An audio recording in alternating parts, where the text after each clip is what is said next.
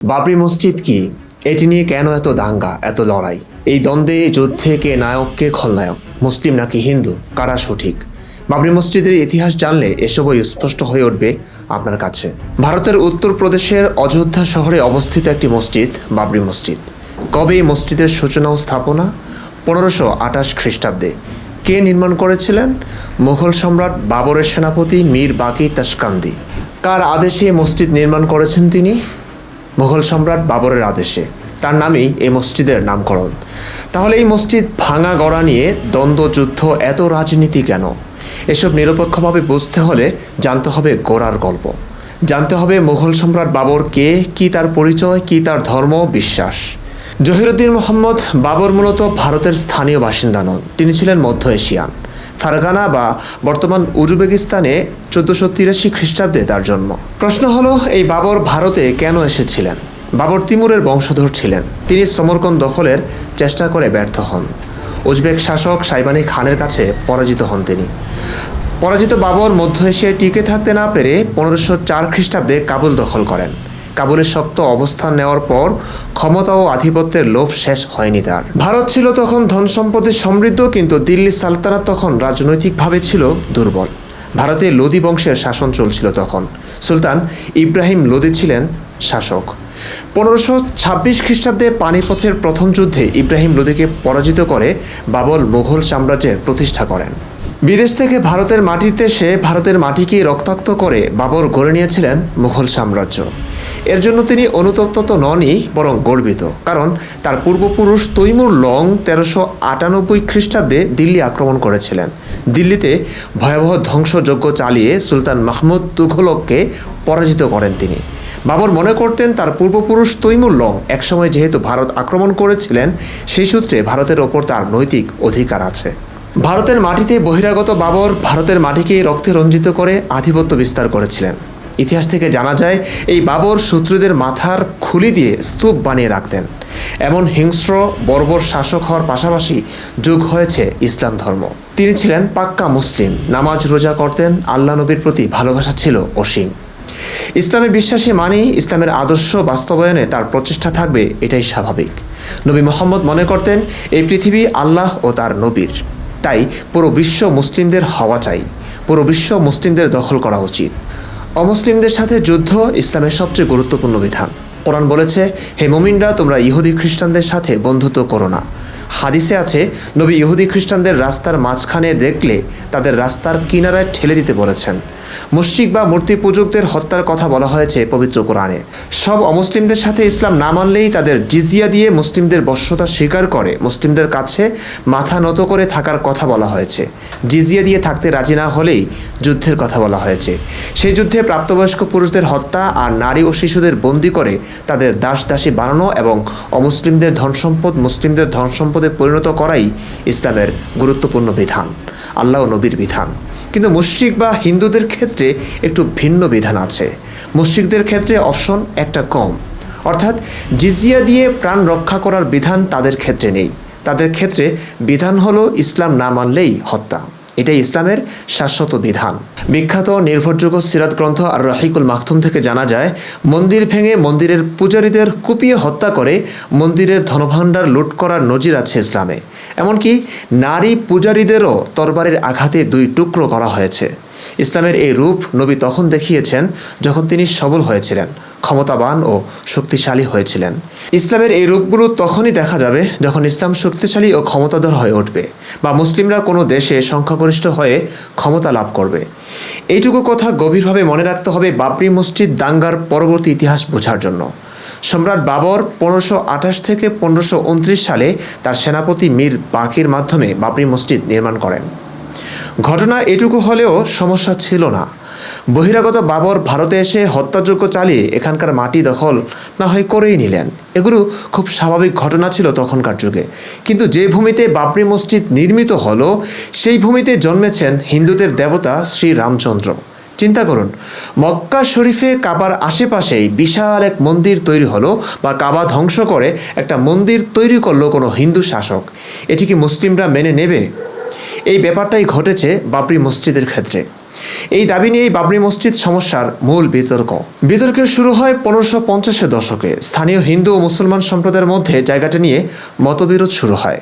হিন্দুদের একটি অংশ দাবি করে এটি রামের জন্মভূমি, মুসলমানরা দাবি করে এটি বাবরি মসজিদ যেখানে নিয়মিত নামাজ হতো।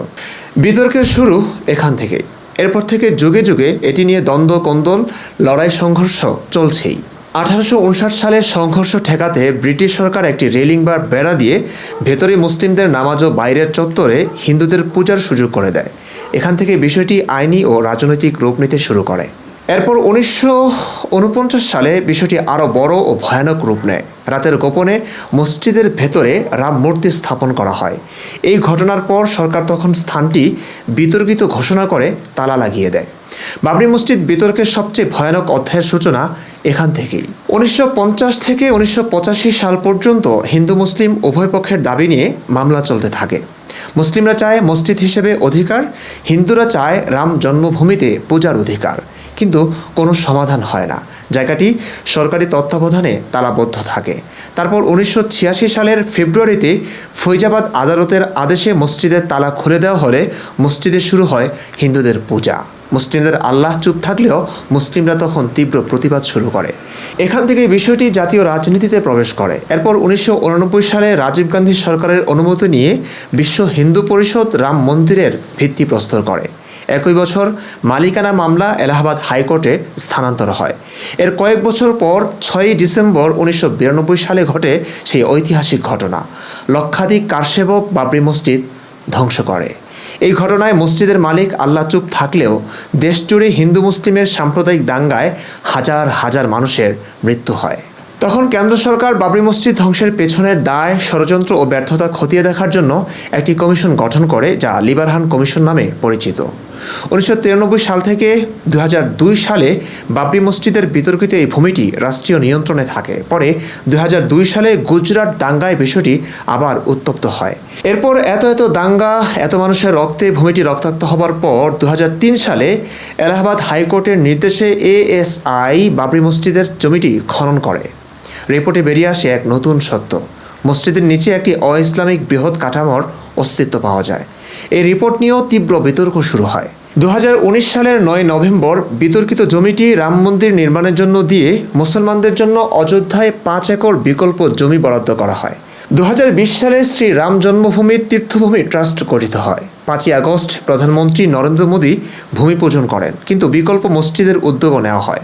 2021 সাল থেকে 2023 সালে মুসলমানদের জন্য বরাদ্দকৃত জমিতে নতুন মসজিদ প্রকল্প শুরু হয়, যার নাম দেওয়া হয় ইন্দো ইসলামিক কালচারাল ফাউন্ডেশন প্রকল্প। অবশেষে 2024 সালে বাবরি মসজিদের জায়গায় রাম মন্দির উদ্বোধন হয়। সমস্যার সমাধান কি হয়েছে? না। কেন হয়নি? ধর্মীয় অনুভূতি ও রাজনীতি। এবার চলুন নিরপেক্ষ বিশ্লেষণ করি। আসলে কি রাম মন্দির ভেঙে বাবরি মসজিদ তৈরি হয়েছিল কি না? বাবরি মসজিদ বিতর্কের অবসান ঘটতে পারে এটি প্রমাণিত হলেই। চলুন প্রমাণ করি। ভারতের মাটিতে বাবরি মসজিদ বৈধ হওয়ার একটি ঐতিহাসিক প্রমাণও নেই। কেন? 1. বাবরি মসজিদ তৈরি হয়েছে মুঘল সম্রাট বাবরের আদেশে।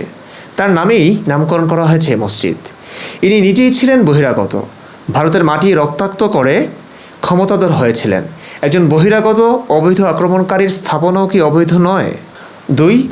এর ওপর যে স্থানে বাবরি মসজিদ হয়েছে সে স্থানটি হিন্দুদের দাবি অনুযায়ী রামের জন্মভূমি। রামের জন্মভূমিতে রাম মন্দির থাকবে, এটাই স্বাভাবিক। সে স্থানে কেন, কিভাবে বাবরি মসজিদ তৈরি হলো? রাম মন্দির ভেঙে? এটি অস্বাভাবিক কিছু না। 3. বাবর ছিলেন মুসলিম, আল্লাহ নবীর সৈনিক।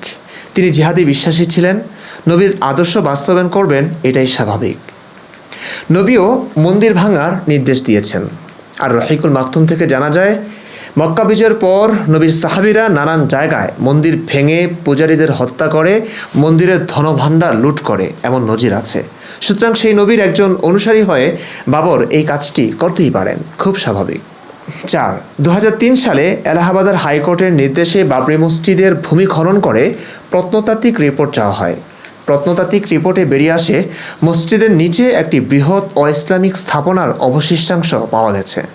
সেই স্থাপনার অবশিষ্টাংশের কিছু নকশা ও নির্মাণশৈলী উত্তর ভারতীয় হিন্দু মন্দির স্থাপত্যের সঙ্গে সাদৃশ্যপূর্ণ। এতে স্পষ্ট প্রমাণিত হয় বাবরি মসজিদ তৈরি হয়েছে কোনো মন্দির ভেঙেই। 5. ঐতিহাসিকদের মতে বাবরি মসজিদের কিছু স্তম্ভ ও পাথরে পদ্মফুল, ঘণ্টা, হিন্দু মোটিভ দেখা গেছে, যা সাধারণত মসজিদের স্থাপত্যে ব্যবহৃত হয় না। এসব প্রমাণ করে এগুলো পূর্ববর্তী মন্দিরের পুনর্ব্যবহৃত অংশ। সুতরাং মন্দির ভেঙে বাবরি মসজিদ তৈরি করার বিষয়টি স্পষ্ট হয়ে ওঠে। 6. ঐতিহাসিক বিবরণ ও ভ্রমণ কথাও প্রমাণ করে মন্দির ভেঙেই বাবরি মসজিদ তৈরি হয়েছিল। 1700 শতকে ইউরোপীয় ভ্রমণকারী উইলিয়াম ফিঞ্চ এবং 1800 শতকে জোসেফ টিফেনথেলার উভয়ের লেখায় পাওয়া গেছে অযোধ্যায় একটি জায়গা ছিল যেখানে হিন্দুরা রামের জন্মস্থান হিসেবে পূজা করত। একটি বড় ধর্মীয় কাঠামো আগে ছিল। তাদের ভ্রমণ কাহিনীর বিবরণগুলো মন্দিরের অস্তিত্বের ইঙ্গিত দিয়ে থাকে। 7. কিছু ফার্সি সূত্রে বাবরের সেনাপতি মীর বাকির নাম পাওয়া যায়। দাবি করা হয় বাবরের আমলে ধর্মীয় কাঠামো ধ্বংস করে মসজিদ নির্মাণের নজির ছিল। এটি ইসলামী বিধানের সঙ্গেও সামঞ্জস্যপূর্ণ। যদিও এখানে রাম মন্দির ধ্বংস করে বাবরি মসজিদ তৈরির কথা নেই, তবে মন্দির ভেঙে মসজিদ তৈরির দাবিটিকে প্রমাণিত নিশ্চয়ই করে। 8. মুঘল আমলের পার্সিয়ান সরকারি নথি যেমন মাসিরে আলমগীরি বা আলমগীর নামা এবং বিভিন্ন সরকারি ফরমান ও পত্রাবলিতে দেখা যায় আওরঙ্গজেব কিছু অঞ্চলে নির্দিষ্ট মন্দির ধ্বংস বা কার্যক্রম বন্ধের নির্দেশ দিয়েছিলেন। কাশী বিশ্বনাথ মন্দির, মথুরার কেশবদের মন্দির ভাঙার রাজকীয় আদেশ বা চিঠির উল্লেখ বিশেষভাবে পাওয়া যায়। আওরঙ্গজেব বা বাবর দুজনেই ছিলেন মুঘল সম্রাট এবং আওরঙ্গজেব ছিলেন বাবরের পঞ্চম বংশধর। যাদের রক্তে, যাদের ধর্মেই মন্দির ভাঙার নজির আছে, তাদের ক্ষেত্রে মন্দির ভাঙার বিষয়টি একদম স্বাভাবিক নয় কি? নয়। বাবরি মসজিদের মেইন গেটেই লেখা ছিল শ্রীরাম জন্মভূমি। 10. 1992 সালের পর প্রত্নতাত্ত্বিক অনুসন্ধানে বাবরি মসজিদের ধ্বংসাবশেষ থেকে বিষ্ণুহরি ইনস্ক্রিপশন স্টোন পাওয়া যায়, যার 19তম লাইনে লেখা ছিল এই মন্দির সেই রাজার যিনি 10 মাথাধারী একজন রাক্ষসকে মেরেছিলেন। হিন্দু ধর্মমতে রাবণের 10 মাথা ছিল আর তাকে হত্যা করেন শ্রীরাম।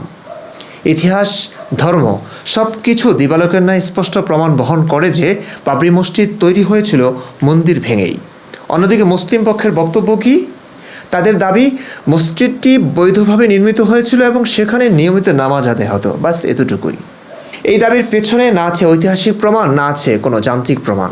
ছোটবেলা থেকে তো আমরা হিন্দুদের ধ্বংস করার স্বপ্ন নিয়ে বড় হয়েছিলাম, কারণ তারা মুসলিমদের শত্রু আল্লাহর ঘর মসজিদ ভেঙে গুড়িয়ে দিয়েছে। এই বাবরি মসজিদ বাংলাদেশে নাকি ভারতে, এটাই জানতাম না আমরা। এখনও প্রচুর বাংলাদেশিরা জানে বাবরি মসজিদ বাংলাদেশের একটি মসজিদ যা হিন্দুরা ভেঙে গুড়িয়ে দিয়েছিল। প্রকৃত ঘটনা কি সেটি জানা বা জানানোর প্রয়োজন নেই। শুধু কোনোভাবে একটি তথ্য দিয়ে যদি হিন্দু বিদ্বেষ উগরে দেওয়া যায়, সেই প্রচেষ্টাই চলেছে যুগে যুগে। অথচ ঘটনা পুরো উল্টো। ভাগাভাগির এই খেলা আগে মুসলিমরাই খেলেছে, আগে আমরা মুসলিমরাই খেলেছিলাম, আমাদের ধর্মেই আছে। তবু আজও নতুন করে বাবরি মসজিদ ভাঙার অপরাধে প্রতিশোধে মুর্শিদাবাদে বাবরি মসজিদ তৈরির প্রকল্প হাতে নেওয়া হয়েছে। কেন বাবরি মসজিদই তৈরি করতে হবে? কেন মসজিদের নাম বাবরি মসজিদই দিতে হবে? যারা বাবরি মসজিদ তৈরি করতে চাচ্ছেন তাদের উদ্দেশ্য আসলে কি? তারা কি পাক্কা মুসলিম? তারা কি আল্লাহ নবীর ভালোবাসায় সব লাভের আশায় মসজিদ নির্মাণ করতে চাচ্ছেন? তারা কি নামাজ আদায় করেন? নামাজের জন্য মসজিদ খুঁজে পাচ্ছেন না? হিন্দুস্তানের মাটিতে বহিরাগত কোনো মুসলিম এসে ওই মাটির মানুষদের রক্ত ছড়ালো, ওই মাটির বৈধ স্থাপনাকে ভেঙে দিল, ওখানে তৈরি করলো নিজ ধর্মের উপাসনালয়। ইতিহাস এটি প্রমাণ করবার পরেও সেই হিন্দুস্তানের মানুষ কিভাবে এই বাবরি মসজিদের প্রীতি এবং ভালোবাসা দেখাতে পারে বলুন তো? হিন্দু হোক বা মুসলিম, সবশেষে তো আমরা মানুষ। অন্যায় কিভাবে সমর্থন করা যায়? যে ধর্মের ধর্মগ্রন্থে হিন্দুদের মারার কথা আছে, যে ধর্মে হিন্দুস্তান আক্রমণের নির্দেশ দেওয়া হয়েছে, যারা যুগে যুগে ধর্মীয় আদেশ পালন করতে হিন্দুস্তানে বহু রক্ত ছড়িয়েছে, বহু যুদ্ধ করেছে, এখনও যারা গজওয়াতুল হিন্দের জন্য হিন্দুস্তানের সাথে রক্তক্ষয়ী এক যুদ্ধের জন্য ওত পেতে আছে, হিন্দুস্তানের মানুষ হয়ে কিভাবে সেই ধর্মাবলম্বীর সাফাই গাইতে পারে? নিরপরাধ মানুষের রক্ত ছড়িয়ে যে ধর্মের প্রসার, যে মসজিদের নির্মাণ, সেই ধর্ম ও মসজিদের পক্ষ নেওয়া মানে কি মানবতা নাকি ঘৃণ্যতম রাজনীতি? আমি একজন মুসলিম হয়ে আজীবন ইসলামের একনিষ্ঠ ছাত্র গবেষক হয়ে এই ধর্মের জন্য লজ্জিত। আর যারা এই ধর্মের কিচ্ছু জানে না, বোঝে না, তারা এই ধর্মপ্রীতি কেন দেখাচ্ছে? তারা তো ধর্ম মানছেও না। তবে কেন ভিন্ন স্থানে বাবরি মসজিদ তৈরির প্রকল্প? তাও 130 কোটি রুপি বাজেট এই মসজিদের জন্য, মানা যায়? আজকাল দাড়ি টুপিওয়ালারাও বুঝতে শিখেছে ধর্মান্ধ মুসলিমদের মাথায় কাঁঠাল ভেঙেই নিজেদের স্বার্থ হাসিল করে যাচ্ছেন একদল লোক কিংবা রাজনীতিবিদ। শুনুন এই হুজুরের বক্তব্য। আসলে বেলডাঙ্গাতে বাবরি মসজিদ নির্মাণ প্রসঙ্গে আমি এতটুকু কথা বলবো যে হুমায়ুন কবির যে দৃষ্টিকোণ থেকে বাবরি মসজিদ করার চিন্তাভাবনা করছেন, এই দৃষ্টিকোণটা আমি তো মনে করব সম্পূর্ণ একটি রাজনৈতিক দৃষ্টিকোণ। কারণ হচ্ছে যে হুমায়ুন কবির বাবরি মসজিদ নির্মাণ করার হঠাৎ স্বপ্ন দেখলেন কেন? উনি আজকে রাজনৈতিকভাবে 20-25 বছর ধরে মুর্শিদাবাদের বিভিন্ন পার্টি থেকে উনি দায়িত্বে আছেন। এখন আমার প্রশ্ন হচ্ছে হুমায়ুন কবির সাহেবের কাছে যে উনি এই 20-25 বছর বিভিন্ন রাজনৈতিক দলের একনিষ্ঠ কর্মী হওয়া সত্ত্বেও মুর্শিদাবাদে মুসলিম জাতির জন্য তিনি ইতিপূর্বে কি করেছেন তার একটা লিস্ট উনি পেশ করুন। আর আজকে হঠাৎ করে কেন বাবরি মসজিদ করার চিন্তাভাবনা? নিশ্চয়ই এতে কোনো রাজনৈতিক গন্ধ লুকিয়ে আছে। আর সবথেকে বড় কথা হচ্ছে এই যে 125 কোটি টাকা উনি বলছেন বা 130 কোটি টাকার বাজেট ওনার বাবরি মসজিদের জন্য।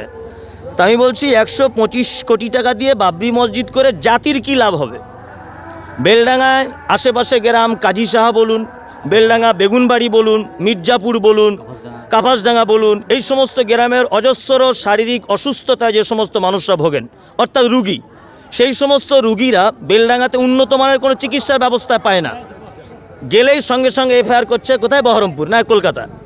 তা বেলডাঙ্গা থেকে কলকাতা একটা পেশেন্ট পৌঁছাতে মারা যেতে পারে। তার জন্য বেলডাঙ্গাতে একটা উন্নত মানের হসপিটাল তৈরি করা হোক, একটা শিক্ষা প্রতিষ্ঠান তৈরি করা হোক। টাকার তো আর প্রয়োজন পড়ে না। ধর্মীয় ব্যাপার, ইমোশনের ব্যাপার, এক্ষেত্রে টাকা যেন গাছের পাতা, আপনা আপনি আসে, গুণেও কুল পাওয়া যায় না। তাই এই ধর্মকে ব্যবহার করে রাজনীতি করা খুবই সোজা। টাকা নিশ্চয় দিয়েছেন, যারা দিয়েছেন তাদের কাছে আমি চিরকৃতজ্ঞ।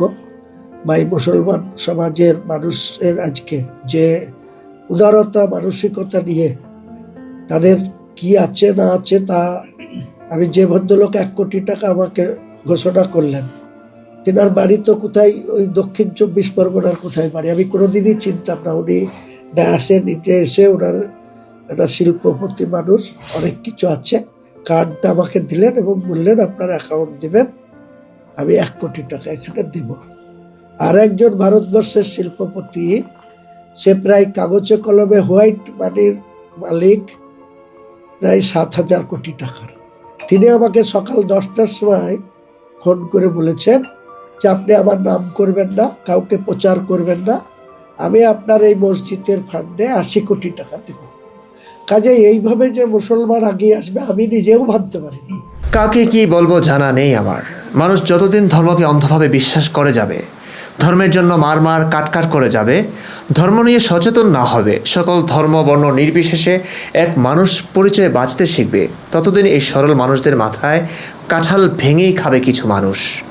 ধর্মকে ব্যবহার করে নিজেদের স্বার্থ হাসিল করেই যাবে রাজনীতিবিদরা। মানবতা, নৈতিকতা, রক্তাক্ত ইতিহাস সব কিছুকে ভুলে উপেক্ষা করে ওরা মানুষের ধর্মানুভূতিকেই হাতিয়ার বানাবে। সব ধর্মই আমার কাছে আমার বিশ্বাস অনুযায়ী মানবরচিত ধর্ম। সব ধর্মকে সম্মান জানাতে পারি যদি ধর্মগুলো মানুষের জন্য ক্ষতিকর না হয়। কিন্তু ইসলাম যে ক্ষতিকর এটার কতভাবে প্রমাণ দিতে হবে বলুন তো? এই রাজনীতিবিদরা না হয় ধর্মগ্রন্থ কোরআন হাদিস পড়ে না, মানলাম তারা এই বিষয়ে খুবই মূর্খ অজ্ঞ, কিন্তু এরা কি মুসলিমদের আচরণও দেখে না? এরা কি ভারতের মুসলিম ডাক্তারদের অবস্থা দেখেনি? এরা কি বাংলাদেশে মন্দির ভাঙতে দেখেনি? এদের চোখের সামনেই কি মুসলিমদের শত শত আচরণ প্রকাশ পায় না, যা ইসলামের আসল রূপটা প্রকাশ করে দেয়? এই যে এক হুজুর বলছেন মসজিদ ভাঙলে রক্তের বন্যা বইয়ে দিবে ভারতের মাটিতে। এক বাবরি মসজিদ গিয়েছে, কিন্তু আর হুঁশিয়ার করে দিচ্ছি, আর একটা মসজিদের গায়ে যদি একটা ইট খুলে যায়, এরপর ভারতের রাজপথে আমরা রক্তের নদী বয়ে দেব। আচ্ছা বলুন তো, এই লোক মসজিদে আঘাত করলে রক্তের বন্যা বইয়ে দেবে বলছে, তাহলে মন্দির ভাঙলে তাদের বিচার কি হওয়া উচিত? রক্ত কি শুধু মুসলিমদেরই আছে? মানে ধর্ম কি শুধু এটাই? এদেরই অনুভূতি আছে, আর কারো অনুভূতি নাই? দেখুন, মসজিদ নিয়ে রাজনীতি করছে কেউ, কেউ করছে মন্দির নিয়ে রাজনীতি, কেউ কোরআন নিয়ে, কেউ বা গীতা নিয়ে, কেউ করছে ইসলাম নিয়ে, কেউ বা হিন্দু ধর্ম নিয়ে। এরা কেউ ধার্মিক না, তবে এদের চেয়ার রক্ষার জন্য যাদের ভোটের প্রয়োজন তাদের ধর্মেরই সাফাই গাইবে এরা। ধর্ম যত সহিংসই হোক না কেন, ধর্ম যত অসার অবাস্তবই হোক না কেন, কত ভালো হতো যদি আমরা শুধু মানুষ হতাম। আপনি বলুন তো, মসজিদ বা মন্দির, আল্লাহ বা ভগবান, কাকে ডেকে কারো কাছে গিয়ে কেউ কি আজ পর্যন্ত কিছু পেয়েছেন? না। আপনি নিজ প্রচেষ্টা এবং মেধায় পেয়ে অবশ্য নিজ নিজ ধর্মের স্রষ্টাকে ক্রেডিট দিয়েছেন। আপনি মানেন বা না মানেন, এটাই সত্যি। তাই মন্দির বা মসজিদ বাদ দিয়ে মন্দির ও মসজিদের রাজনীতি না করে মানুষের উপকার হবে এমন কিছু করুন। এই মসজিদ মন্দির তৈরির পেছনে যে খরচা হয় সেটা যদি জনগণকে দেওয়া হতো না, ভারতে দারিদ্র্যই থাকতো না, কোটি কোটি পরিবার সুখে স্বাচ্ছন্দ্যে থাকতে পারত। জানি বোকারা ধোঁকা খাবেই, অন্ধরা ধর্ম মানবেই, তাই ধর্ম নিয়ে রাজনীতিও চলতেই থাকবে। তবে ধর্ম রাজনীতি সবই থাকুক, অন্তত মানবতা বিরোধী ধর্মীয় বিধানগুলোকে কেন মানতে হবে আপনার ঘৃণ্য রাজনীতির স্বার্থে? যে ধর্ম আপনাকে মারার জন্য বিধান দিচ্ছে, সেই ধর্ম ও ধর্মীয় উপাসনালয় মসজিদ নিয়ে রাজনীতি কেন থাকতে হবে? রাজনীতি কেন থাকবে? এই মসজিদ মানে কি জানেন? সেজদা দেওয়ার স্থানকে মসজিদ বলে। মসজিদ মানে যেখানে সেজদা দেওয়া হয়। কিন্তু প্রতিটি মসজিদের ভেতরেই একটি মেহরাব থাকে। এই মেহরাব মানে কি সেটি কি জানেন আপনারা? মেহরাব মানে হলো অস্ত্রাগার, অস্ত্র রাখার স্থান। জি, প্রতিটি মসজিদে মেহরাব আছে, যদিও বর্তমান সভ্যতার জন্য মসজিদের মেহরাবগুলোতে অস্ত্র নেই। তবে এই শিক্ষা কিন্তু ধর্মের। সুযোগ পেলে, মুসলিমরা সংখ্যা গরিষ্ঠতা পেলে বা ক্ষমতা পেলে মসজিদের মেহরাবগুলো কিন্তু অস্ত্রশূন্য থাকবে না, এবং সে অস্ত্র আপনার প্রাণকেও রক্ষা করবে না।